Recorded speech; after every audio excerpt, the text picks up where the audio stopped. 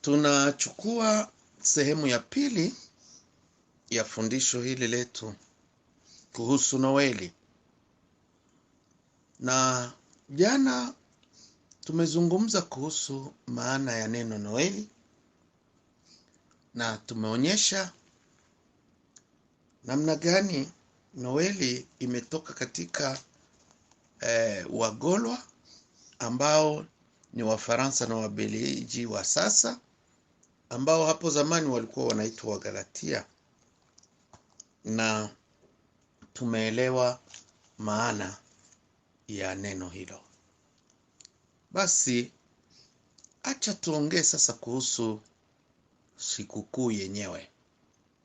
Sikukuu, Noeli kama sikukuu ama Noeli kama sherehe. Nitatamani kugusia nukta 4 hapa. Kwanza, nitazungumzia asili ya sikukuu ya Noeli. Origin ya sikukuu ya Noeli. Na jambo la pili, nitakwenda kuzungumzia kuhusu huyu mama na huyu mtoto ambao wanaitwa mama na mtoto wa Noeli. Tatu, nitazungumzia kuhusu mti wa Noeli, na kwa mwisho nizungumzie kuhusu baba wa Noeli. Mti wa Noeli tunajua l'arbre de Noel inakuwaka sapin. Watu wengi hivi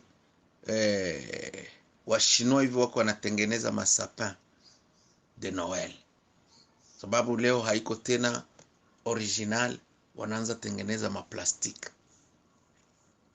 Na hivi Père Noel ameisha kuwa désigné, ametajwa mahali kote atatembea, sababu anasapotiwa na kiwanda kikubwa sana ulimwenguni, Coca-Cola. Coca-Cola anasapoti Père Noel. Na hapo bado tutaendelea kubaki katika mtazamo wa Noeli. Basi acha tuanze na kusoma kitabu cha Yeremia sura yake ya 10 na mstari wa 2 hadi wa 5. Yeremia kama jinsi nimeandika hapo, sura yake ya 10 mstari wa 2 hadi wa 5. Nataka kwenda kusoma katika jina la Yesu Kristo. Mungu anasema hivi. Bwana asema hivi: msijifunze njia ya mataifa, wala msishangae kwa sababu ya ishara za mbinguni, maana mataifa hushangaa kwa sababu ya ishara hizo. Maana desturi za watu hao ni ubatili. Maana mtu mmoja hutaka mti mtuni, kazi ya mikono ya fundi na ya shoka. Huupamba kwa fedha na dhahabu, huukaza kwa misumari na nyundo, usitikisike. Mfano wao ni mfano wa mtende, kazi ya cherehani. Hawasemi, hawana budi kuchukuliwa, kwa sababu hawawezi kwenda. Usiogope, kwa maana hawawezi kutenda uovu, wala hawana uwezo wa kutenda mema. Amen. Napenda nitilie mkazo mstari wa 2. Watoto wa Mungu, mambo yote yako katika neno la Mungu. Mstari wa 2 inasema hivi.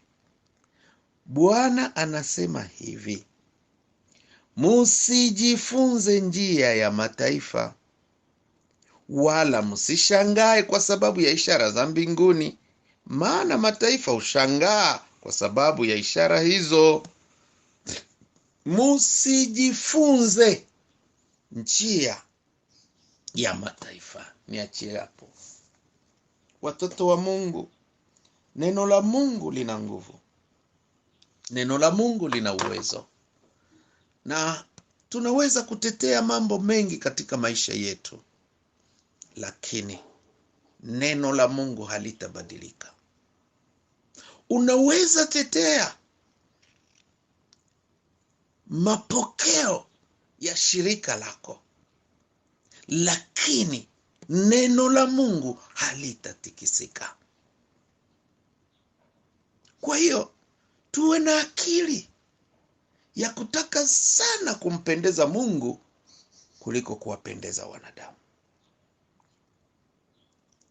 Miongoni mwa vitu vilivyopelekea Wakristo wa kweli watoke kwa wingi katika dini la Rumi kunakuwa kuingiza sikukuu za wapagani ndani ya maabudu ya watoto wa Mungu. Na moja ya sikukuu hiyo ni Noeli. Ziko nyingi tu. Mambo mengi tu yalipelekea Wakristo wa kweli kutengana na dini la Rumi. Mbele sana kabisa, kabla ya dini la Kikristo, ninarudilia hili neno, mbele sana kabisa, kabla ya dini ya Kikristo,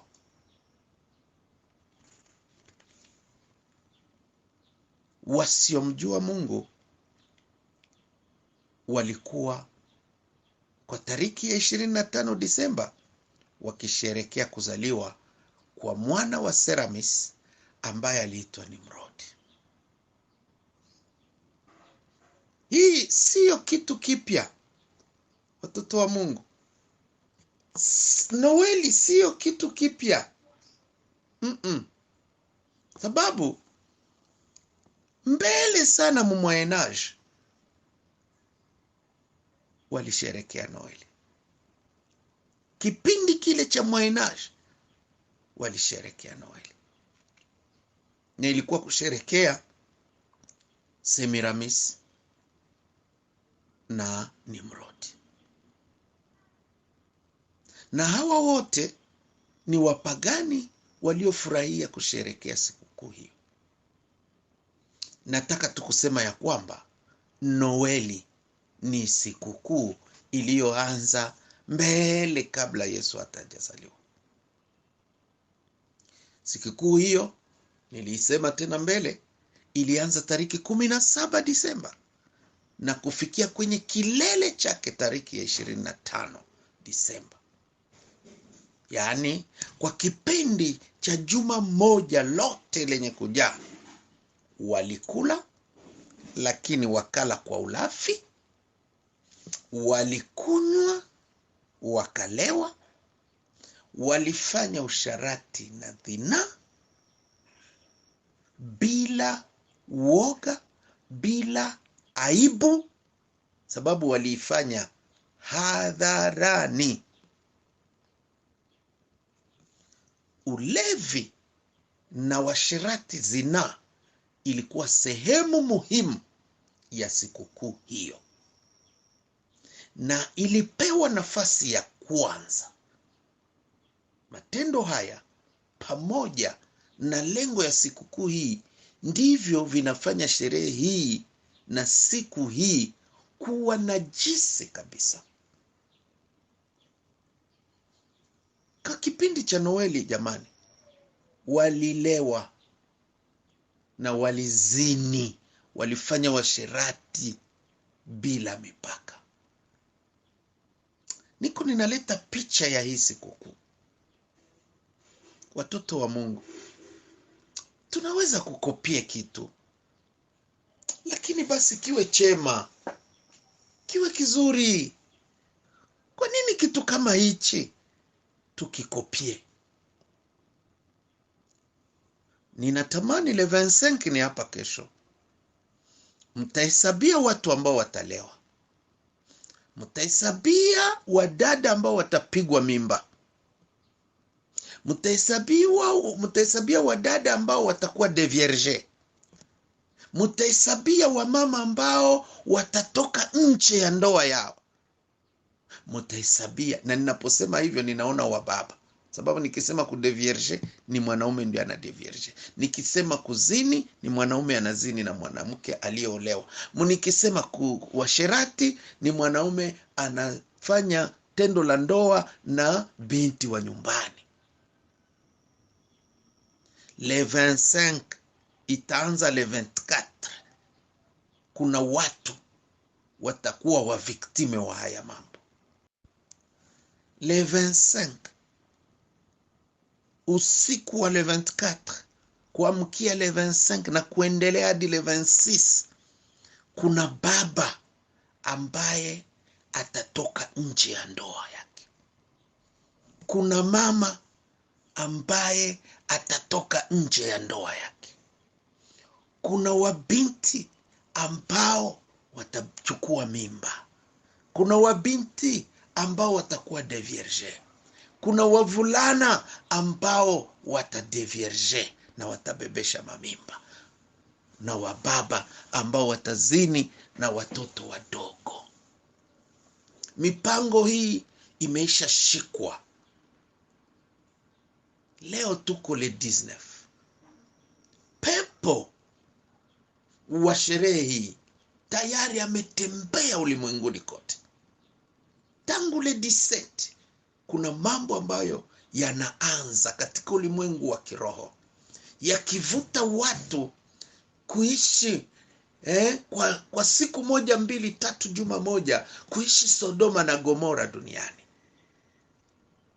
Kuna wafirauni ambao watafanya ufirauni wao katika hichi kipindi. Wa homosexuality watafanya homosexuality ya hatari. Wa lesbian watacheza na mili yao kwa hii kipindi kwa jinsi ambayo haikutarajiwa.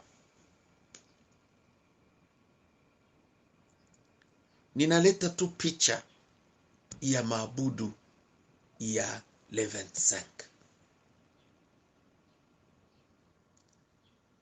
Kanisa la kwanza liliepuka sikukuu hii hadi karne ya pili hadi ya 4, wakati kanisa la Rumi liliamua kuichukua kama moja msikukuu za kanisa.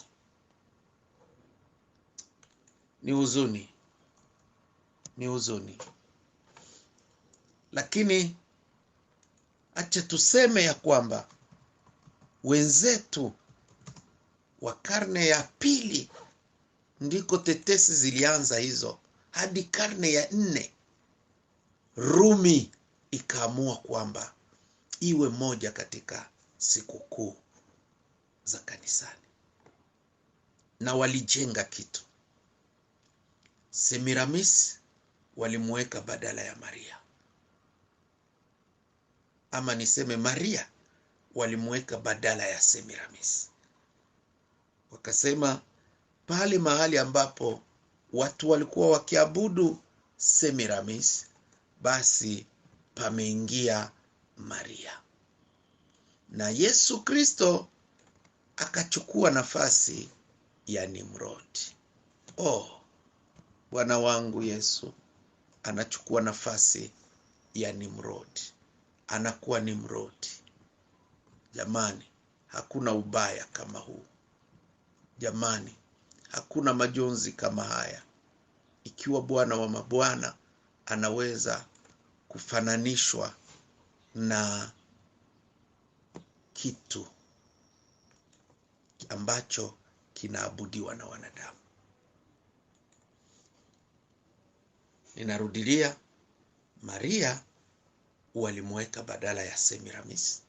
Yesu Kristo akawa Nimrodi. Na siku ya kuzaliwa kwa Nimrodi ikawa ndio siku ya kuzaliwa kwa Yesu Kristo.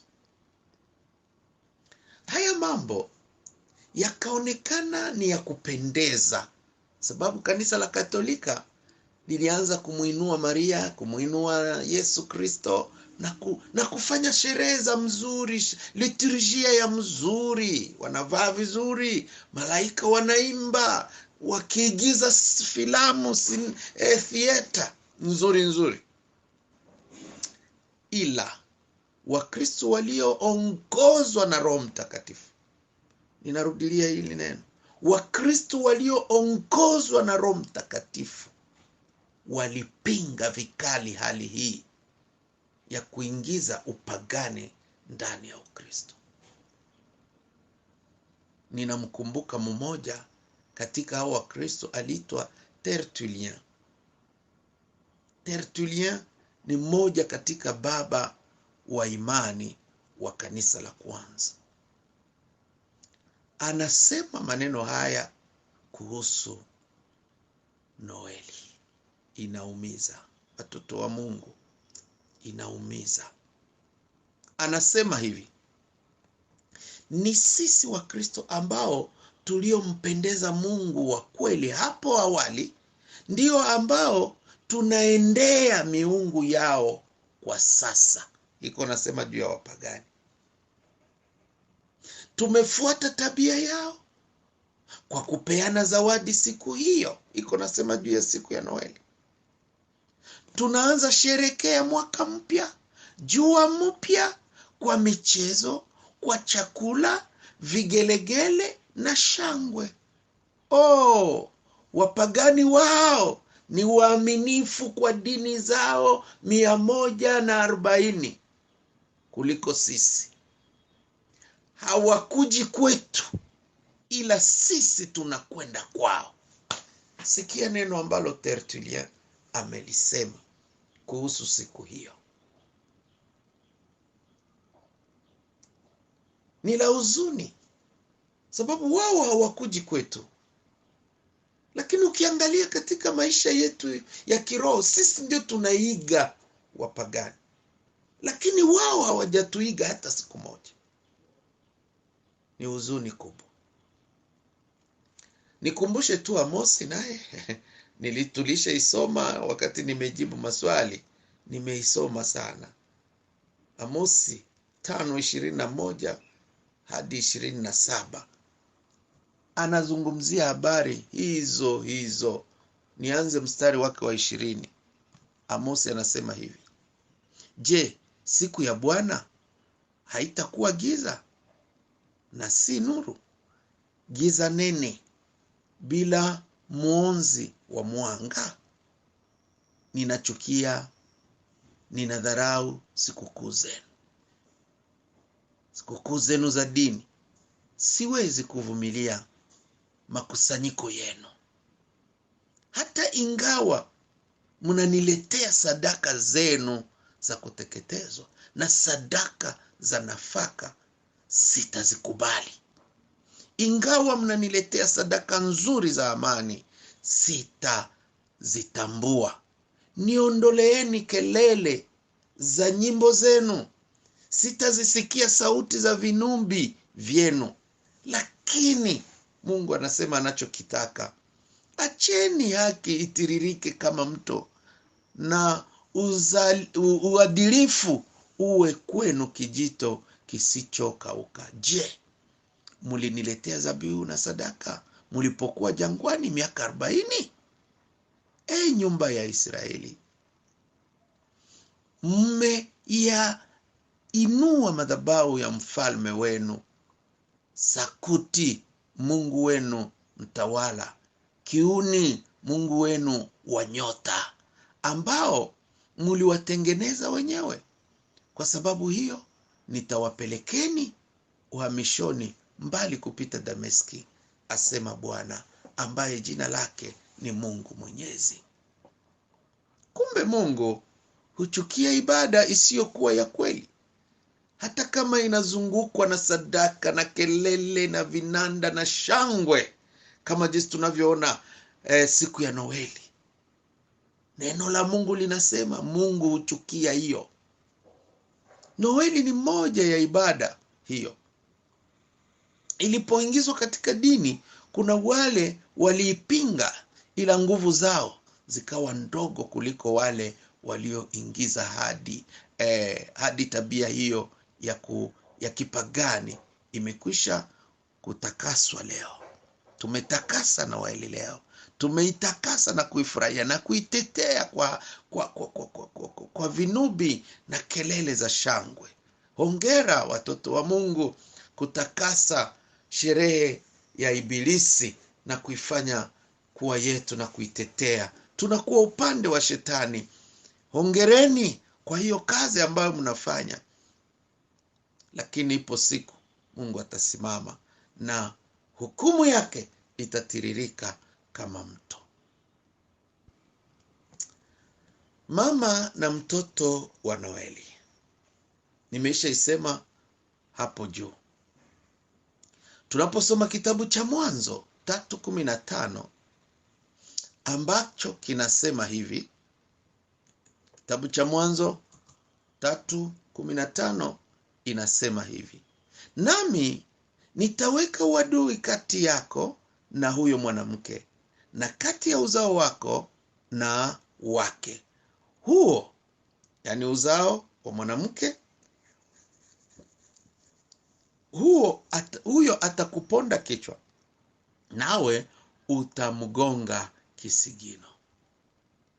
Kwa neno hili tunaelewa kuwa usemi huu ni Mungu, ni wa Mungu kwa nyoka, lakini kiukweli ni Mungu kwa shetani.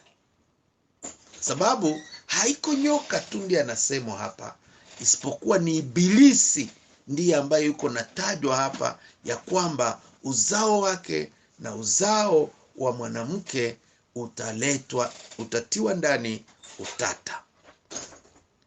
Hapa Mungu alikuwa ametoa ahadi ya wokovu, lakini wokovu ujao. Isaya 9:6 inahakikisha jambo hilo kwa shindo kubwa, kiasi kuwa shetani kwa ujanja wake akachukua hii picha, akachukua hii ahadi ya Mungu na kuitanguliza kwa njia ya maabudu ya mama na mtoto. Munifuate vizuri. Mungu aliandaa vizuri ukombozi na akamwambia shetani ya kwamba mwanamke atazaa mtoto, na ule mtoto atakuwa kwake sugu, na ule mtoto atakuwa kwake jaribu, na ule mtoto tamletea tatizo. Isaya alipotokea naye akasema ni mtoto mwanaume, na maongeo ya enzi ya ufalme wake itakuwa begani mwake.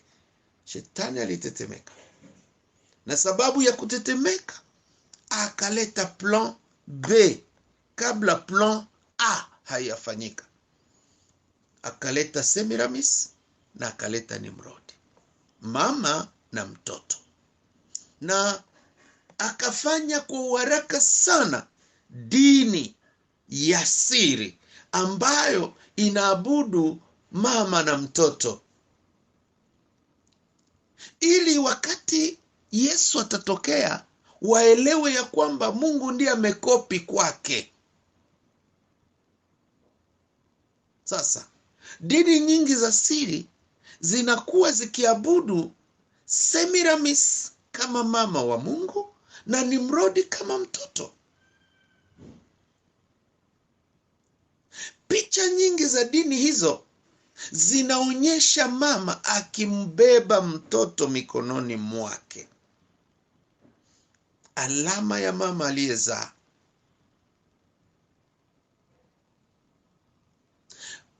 Watu wa siri za dini waliamini kuwa Nimrodi anasikiaka maombi ya watu hao kupitia mama yake.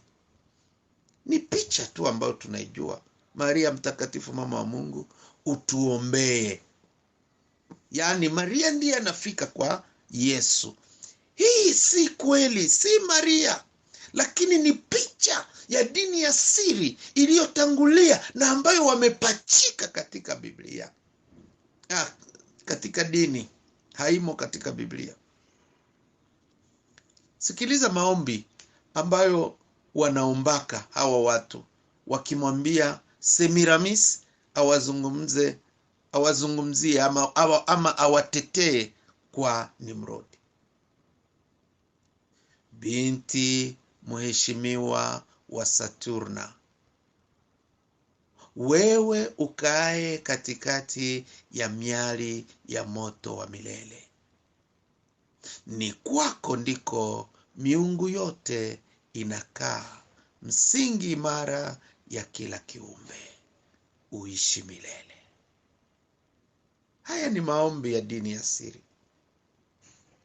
Wanajua vizuri Semiramis kwamba ni binti wa Saturna, na wanajua ya kwamba yeye ndiye chanzo cha miungu yote, na wanamwabudu hivyo. Sasa wakati ahadi ya Mungu inatimia na Maria anamzaa Yesu Kristo, shetani alipata njia rahisi sana ya kutia unajisi wa kuabudu mwanamke na mtoto wake.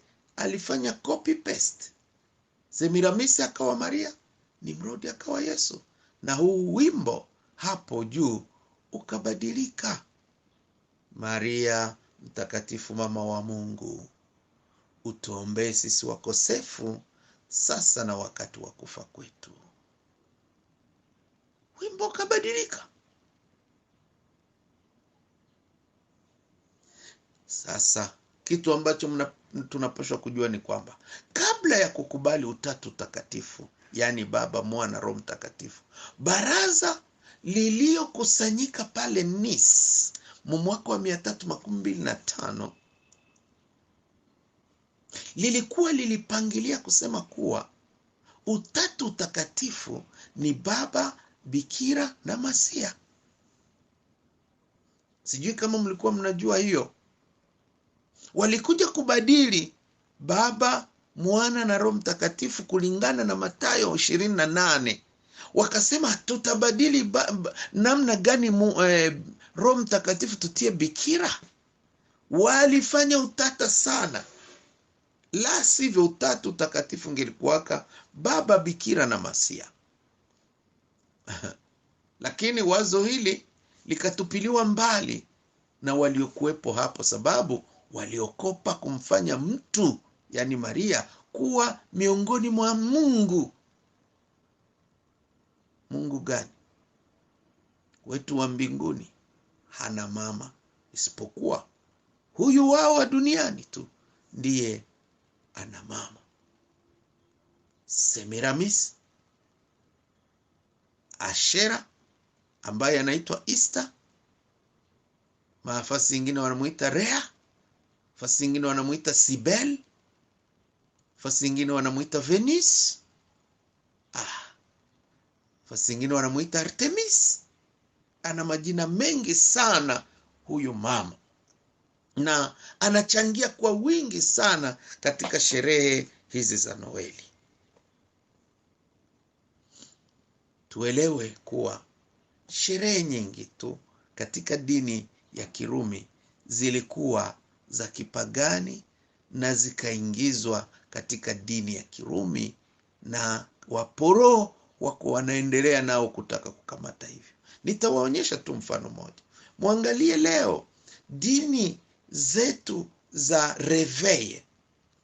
Wako wanavaa sawa. Sasa leo waskofu wanavaa kama vile wapadri, vitu ambavyo walipiga marufuku hapo mbele. Waanglikani walisema wataendelea kuvaa hivyo. Waprotestanti wakasema hapana, mavazi ya hawa hatutaki. Hii kuvalia mamove manini, kuweka vilemba, kuweka nini, kuweka makofia, kuchukua fimbo, walikataa. Lakini leo katika madini mingi za Reveille wanakuwa wanapakatia hivyo vyote.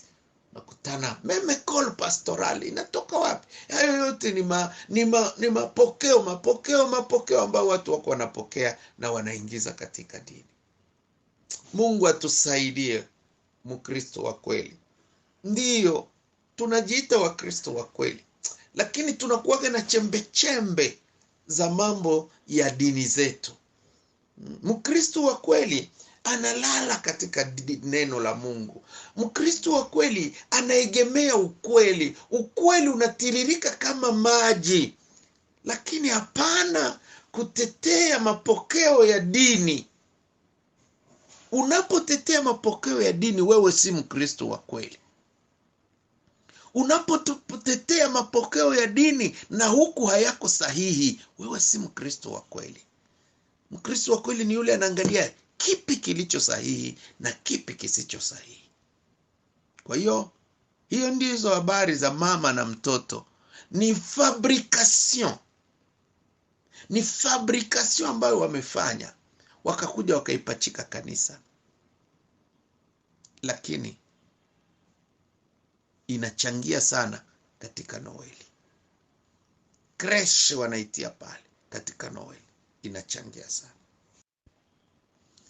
Hebu nizungumzie kuhusu mti wa Noeli. Mti wa Noeli. Katika kipindi cha Noeli tunaona watu wananunua mti ambao unaitwa sapin de Noel, na wanasema ni kwa ajili ya kupamba siku hiyo ya sikukuu. Ninajua katika manyumba mengi sana huu mti utakuwepo siku ya Noeli. Kwa leo unaanza kuwa na vitu vya mabul mataa zinang'aa, yani unakutana ni vizuri sana, inapendeza kwa macho Inapendeza. Unaitwa mti wa Noeli. Na huu mti asili yake ni katika dini za kipagani. Sasa unaona, wakati tunasema Noeli, Noeli tunaabudu Mungu, lakini unakutana Wakristo wananunua mti wa Noeli, hawajui mti wa Noeli unatoka wapi. Asili ya mti huu ni kipagani. Uliitwa katika kipagani, uliitwa mti wa uzazi. Kuna mama, kuna mwana. Ilibidi kuwa symbole ya uzazi. Uliitwa mti wa uzazi. Uliingizwa katika Ukristo kwa karne ya 15 hapa juzi, na kuonekana karibu sana na maabudu ya sikukuu ya Noeli. Kihistoria inasemekana kuwa siku ya tariki 25 Disemba, wakati Semiramisi alipokuwa katika uchungu wa kuzaa, alijigeuza kuwa mti.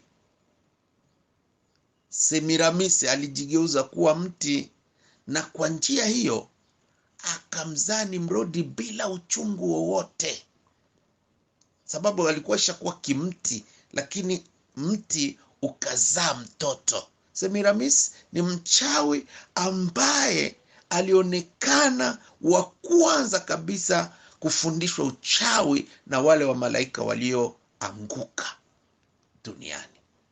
Walimfundisha kwa mara ya kwanza Semiramis uchawi, binti wa Saturna. Na sasa aliposikia machungu sana ya kuzaa, akajibadili kuwa mti. Mti hasikiagi machungu, mti hawezi kusikia chochote, ili apate kuzaa mtoto bila machungu.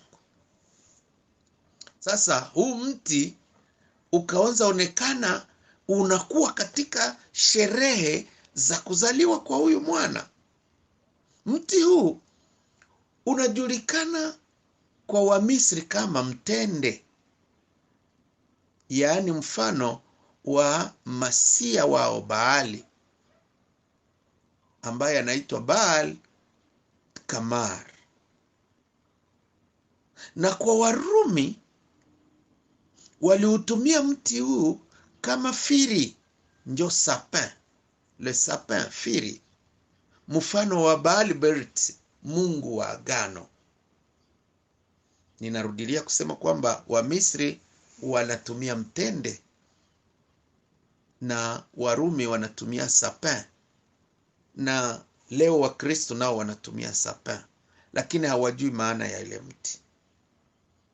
Wanaitia tu mti wa uzao wa mazao, lakini hawajui kama ilikuwa ni katika ngazi ya Semiramis kumzaa Nimrod, alijigeuza kuwa mti ili kwamba asisikie machungu ya uzazi.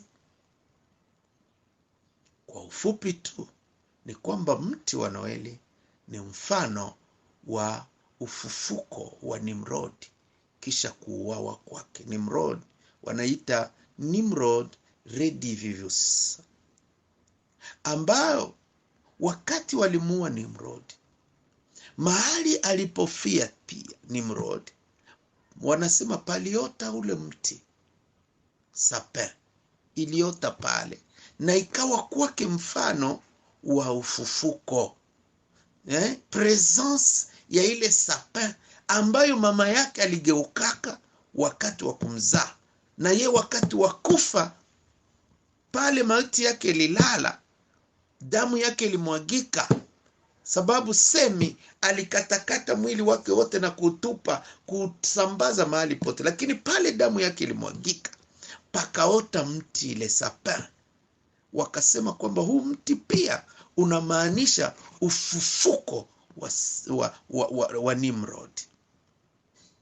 Kwanza mti ule ulichukuliwa kama Semiramis ambaye alijigeuza kwa kumzaa, na wakati tena Nimrod anakufa mti ule ukainuka, wakasema ni mti wa ufufuko pia, ukaitwa Nimrod Redivivus, ambayo inaambatana na sherehe ya Easter.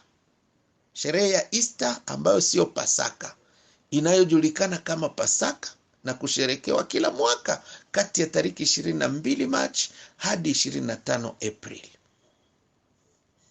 Hii Easter ambayo niko ninasema hapa sio Pasaka yetu. Watoto wa Mungu, wakati tunaposherekea Pasaka, tuisherekee kama Pasaka ya Bwana, lakini tusisherekee kama Easter. Sababu gani?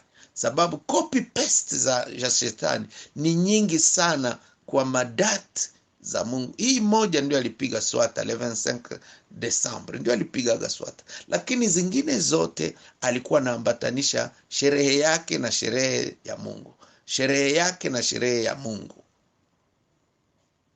Copy paste. Niseme nini tena? Unapoangalia namna jinsi mti huo unatengenezwa, utaelewa kitu. Kuna siri moja ambayo utaelewa. Huu mti unatengenezwa kama pyramid, muundo wa mnara, pyramid, na ile pyramid ni mfano wa nembo ya wa Freemason, ni mfano wa nembo ya wa Illuminati. Tulishazungumzia kwenye pesa ya Amerikani ya $1 kuna ile pyramid. Tunaita le pyramid de Cheops. Inapatikana wapi? Misri.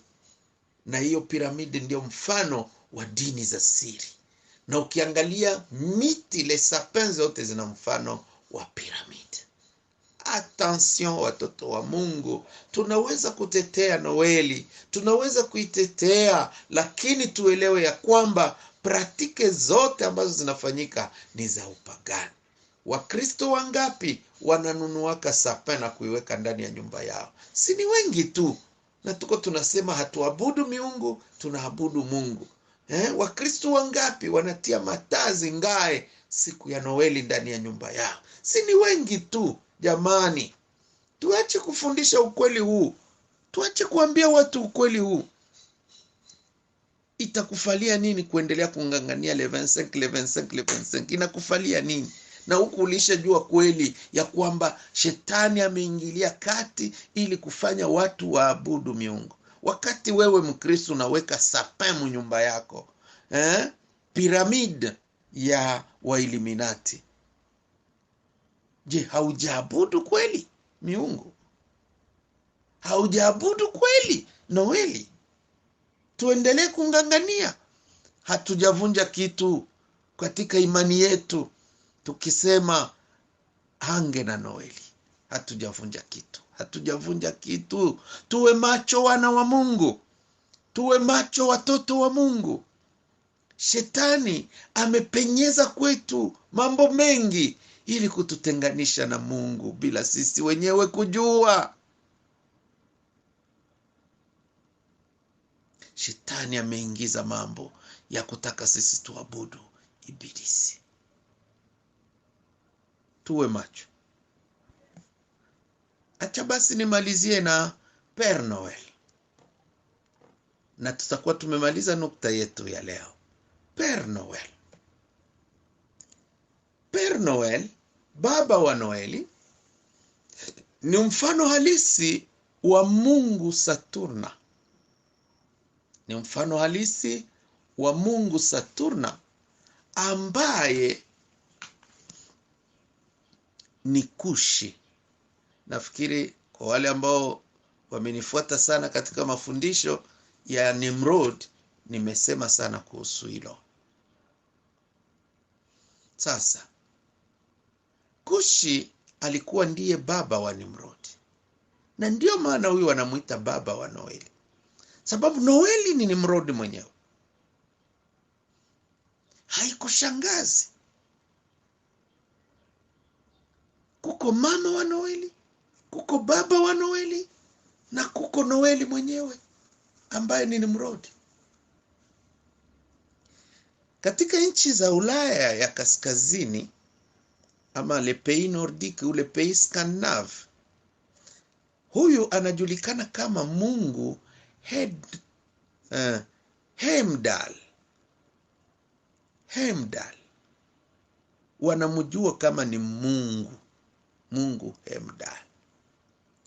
Lakini katika maabudu ya huyu Marekani, wanamjua kwa ingine njia. Kwa karne ya 19 walimuingiza huyu mtu Père Noel akawa mtakatifu. Anaitwa Mtakatifu Nikola ama Saint Nicolas. Nikola alikuwa askofu wa sehemu inayoitwa Mir katika Asia ndogo. Walikuwa wanamuita Nicolas de Mir. Na huyu askofu alikuwa na pesa nyingi. Sasa alichukua maamuzi ya kuwa napatia watoto zawadi usiku wamelala. Analeta zawadi, wazazi wanakamata, wanaweka kwenye kitanda cha mtoto. Huyu alikuwa anatumia shemine. Sijui niite aje shemine. Hakuwa anaingia ndani ya nyumba, lakini anapitia juu shemine, anaingiza kado mule, zinashuka zinaingia mnyumba. Wazazi wanakamata, wanaweka kwa kitanda cha watoto. Watoto wanamka asubuhi, wanakutana wana zawadi. Na huyu alichangia sana katika mazungumzo ya Nice 325.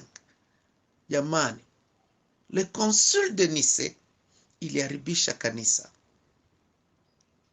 Le Concile de Nice ilileta katika kanisa mambo mengi sana.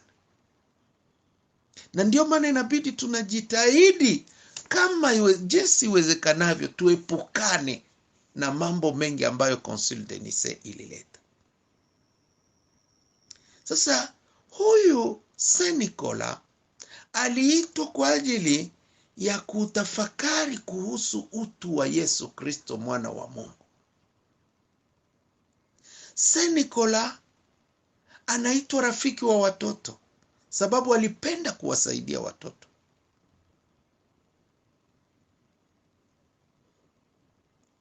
Inasemekana aliokoa vijana wadogo 3 waliotekwa nyara na kupelekwa kwenye machinjoni na wahalifu. Na alipofanya hivyo, wakamuona kwamba ni hero, na wakasema watakuwa wanamsherekea tariki 6 Disemba. Hiyo ni Katolika ndio ilisema hivyo. Sasa alipewa majina tofauti. Marekani, Saint Nicolas anaitwa Santa Claus. Ujerumani anaitwa Sinterklaas. Huyo Saint Nicolas. Na mainchi ya Scandinavia wanamuita Heimdall. Na amechangia sana kwa kusimamisha hii Père Noel. Alipokufa Saint Nicolas, wanamfanya mtakatifu. Kwa leo wanaanza chagua ni nani ambaye atajue ile role. lakini wamepata pesa nyingi, sababu njoo amechaguliwa kuwa nembo ya Coca-Cola ulimwenguni. Père Noel. Hakuna vya Mungu ndani.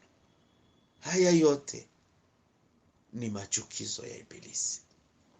Sasa ukiangalia hii yote ambayo ninasema kuhusu hii sikukuu, ambayo inaingiza ndani mti, ambayo inaingiza baba wa Noeli, inaingiza ndani mama wa Noeli, inaingiza ndani mtoto Noeli. Sasa jamani, na sisi tunakutanana wapi katika maabudu yetu?